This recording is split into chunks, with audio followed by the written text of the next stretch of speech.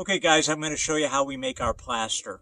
Now we've been making two different types of earthen plaster recently. We've been making our standard batch, and we've been making one that's fortified with natural hydraulic lime. We're going to start with our original earthen plaster recipe. 2 gallons of water.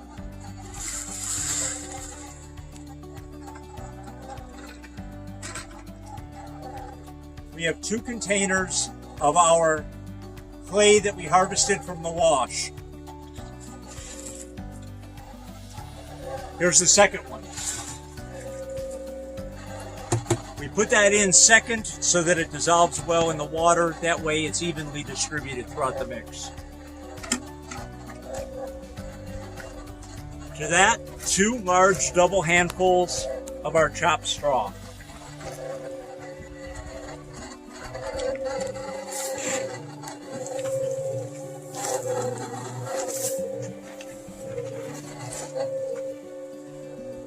We wait till the straw gets saturated with clay.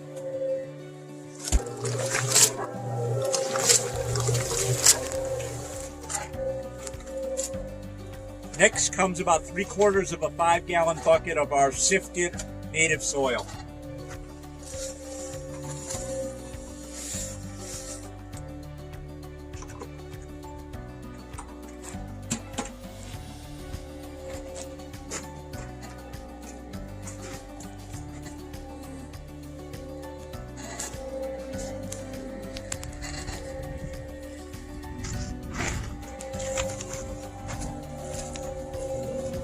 Never stick a tool inside a moving cement mixer. We're going to let this mix for about 10 minutes. And while it's mixing, we'll just keep judging it to see if it needs to have any water, straw, or native soil added to it to adjust the mix.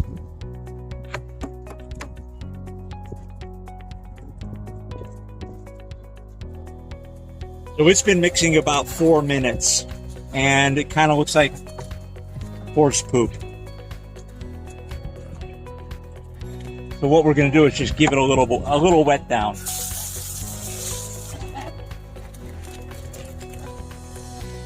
And it's amazing, a little bit of water goes a long way at this stage of the mixing.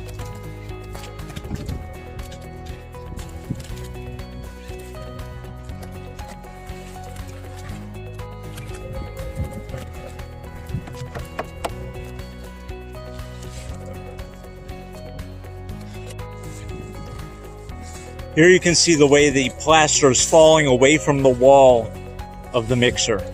And that's the consistency we're looking for right now. Now that we've got the plaster mixed to the proper consistency, the first step is to fill in the gaps between the bales. It's kind of like putting in chinking between logs in a log cabin.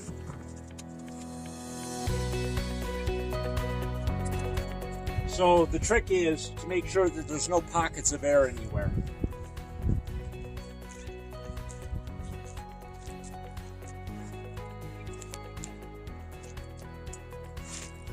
So we'll come back later and give this a second coat when we're ready to do the entire wall.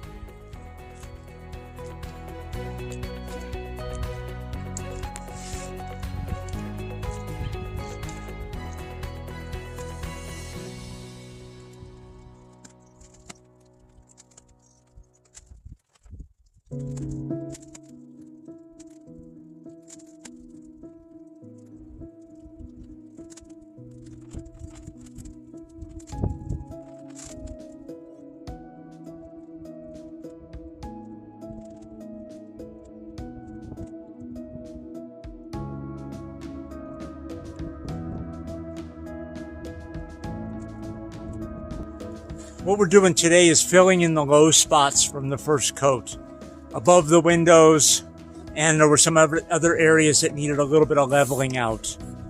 So we're also using this opportunity to continue the experiment with the 2 different recipes, one with and one without the natural hydraulic lime number 2.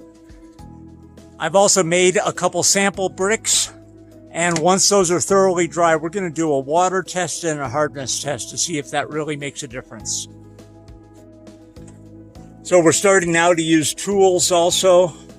We're troweling the edges to make sure that we get a nice even connection to our skirt that goes around the house.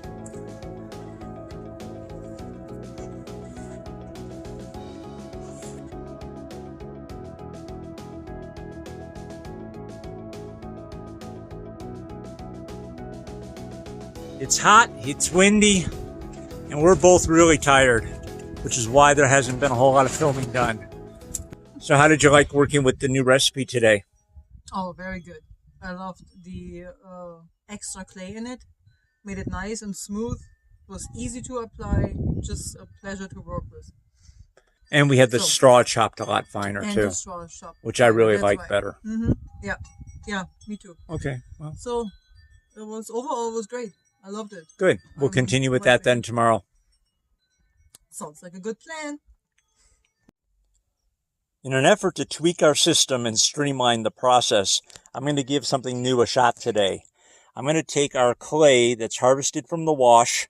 I've just chopped it up a little bit with a shovel right here in this bucket. And you can see the structure of it compared to what we usually use, which is put through a hardware mesh. So I'm going to put this into our cement mixer with the prescribed amount of water, about 2 gallons. And I'm going to let it rotate for a few minutes and see if this clay just dissolves on its own. If it does, that's going to save us a lot of trouble. So let's give it a shot.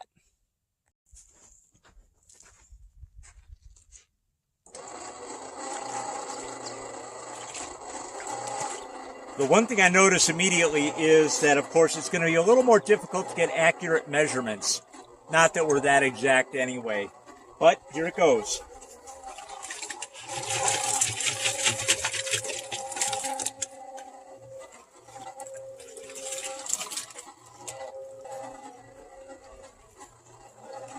Number 2.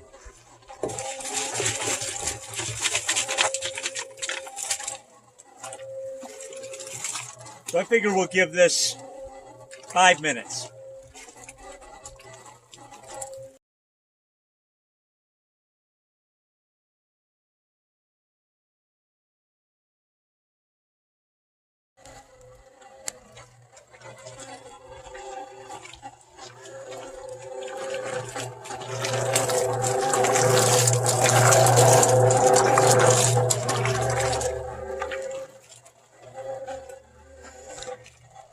It only took us 2 years to figure this out, but we don't need to sift the clay.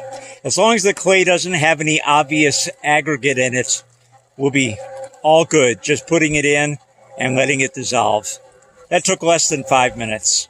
Today I'm going to try making several batches of cob, and I'm going to try to store it on a tarp and see how long we can actually let it sit and still have it remain pliable and usable. I'm going to make 3 batches, cover it up, and then this afternoon, in about 6 hours, we're going to come out here and see if we can use that product.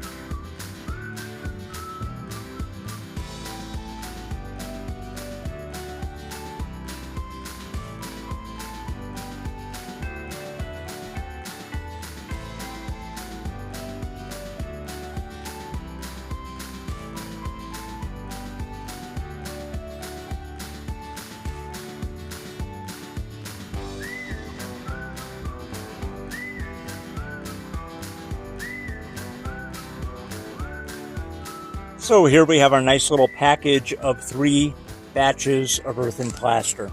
It's 9 a.m. and we plan on starting with this cobbing around 3 p.m. So that'll give us a good 6 hours to see how this survives.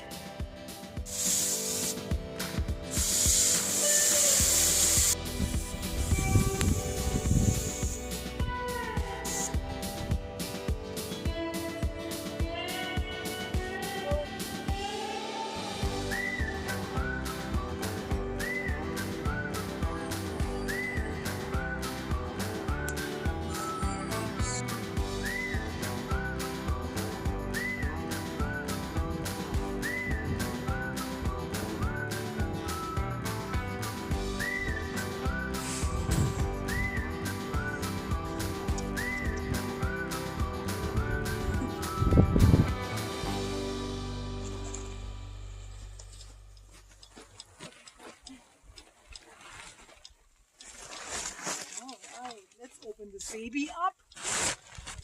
Ooh. It's a boy. Awesome. Feels good. Still soft? Yeah. Good. Okay. Cool.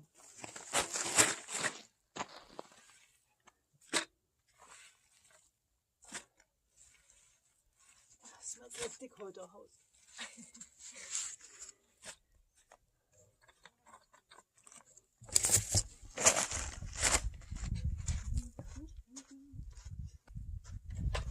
Yvonne is going to continue stuffing the seams, and when she's done, I'm going to grab the chainsaw and see if I can level out the wall just a little bit. Just take out some of the high spots.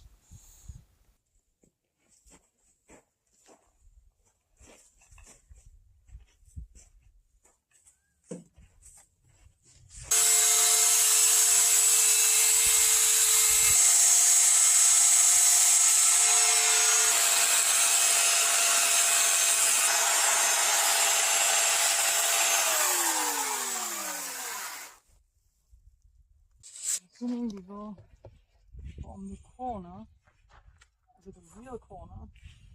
You want me to make some slip? You want me to make some of that clay liquid? Try this? And try it, sure. So we're having a hard time getting the corner to stick. And after our last video, one of our subscribers made a suggestion to make a clay slip, put the slip on the straw, and wait till it gets sticky, and then start applying the earthen plaster. So we've taken up that suggestion. We mixed 2 gallons of water with 3 of our containers of clay. We really rubbed it in with our hands, our fingertips. And now we're going to wait for it to get sticky, and then we'll go back to applying the earthen plaster. This is why I say at the end of every video, we really appreciate all the suggestions and comments. Because if this works, it'll certainly make our life a lot easier. It was already kind of dryish, you know? We could just pull this down this way.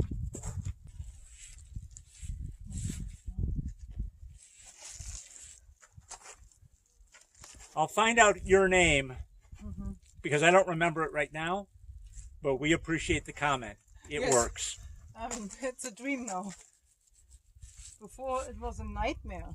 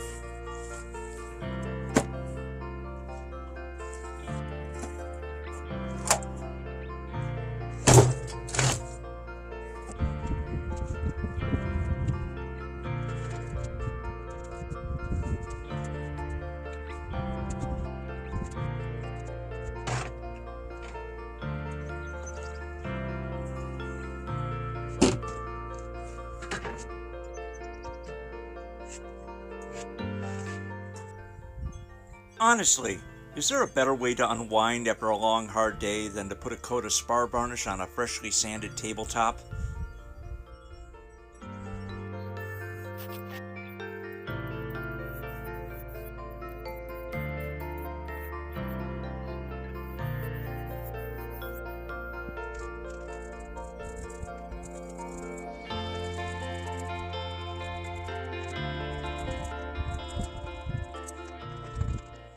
Okay, we're going to continue with cobbing today. Yesterday we tried a suggestion from one of our viewers, which was to put a clay slip on the straw, let it get tacky, and then apply the first coat of earthen plaster. And we used this in areas where we were having a hard time getting that clay, the earthen plaster, to adhere to the straw. I was at the hardware store today and I picked up a mason brush. It was about $4.99, and I'm hoping this will facilitate the spreading of the clay slip. The clay slip really worked well, and again, whoever gave that suggestion, I'm going to have your name, and it's going to be in big print down here, because credit where credit is due. You might actually brush on a little bit.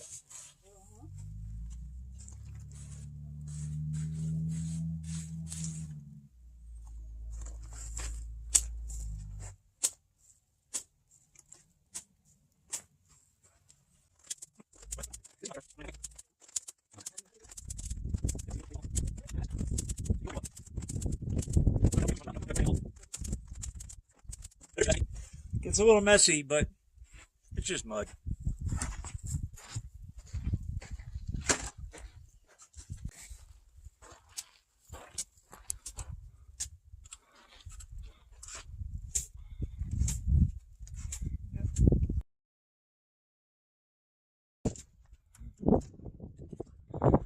Jackson Pollock of Straw Bale Building.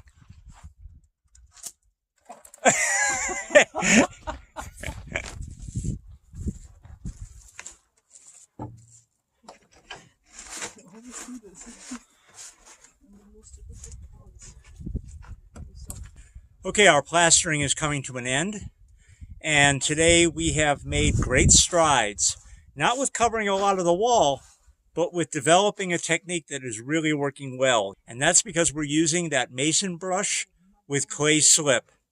And we've realized that putting that little bit of clay slip on the wall makes the adhesion of the first coat so much better that we don't want to do any wall that doesn't have clay slip on it. It's been a learning experience, and we've tried to tweak our process and our techniques as we go. Thanks very much for watching. As always, if you have any questions or comments, leave them in the comment box below.